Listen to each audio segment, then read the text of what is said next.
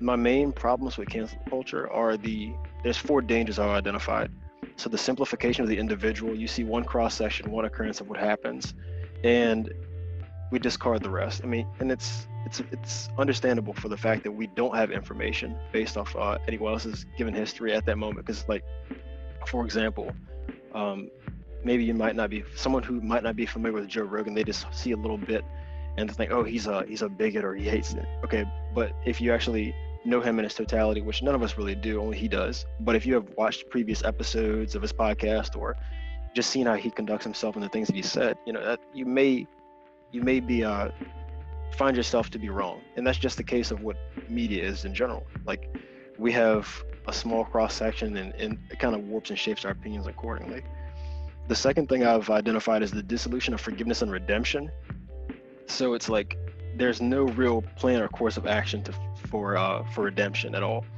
Like with Kevin Hart when he was hosting the Oscars, or called to host the Oscars, and he had some jokes he had made about if his son was gay and he would smash the dollhouse over his head, which was completely absurd, but he's a comedian. So I get that. I highly doubt he was even he wasn't being factual. But so he'd apologized beforehand, before these comments resurfaced, before the Oscars. And then once they came up again, he apologized again. His resignation or stepping down from the position of hosting was called for once more. And then he apologized again. But then after that point, he said, you know what, I'm done. I'm not apologizing anymore, because at that point, he's just feeding into a cycle of negativity and it becomes another talking point. But there was nothing in some individuals' minds that he could have done to make amends for that. Like, he addressed it, apologized for it, and he's someone who, like, I'm not a huge fan of Kevin Hart's work, which is like non-consequential to the matter.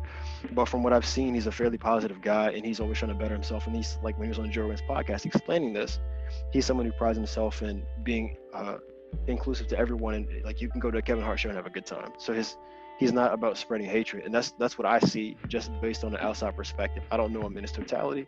Only he does, like I was saying earlier. But I think that's a prime example of there's no real, like, okay, do this and then we're gonna forgive you. It's almost like you're stricken with a scarlet letter of sorts. Like, it's there with you for life.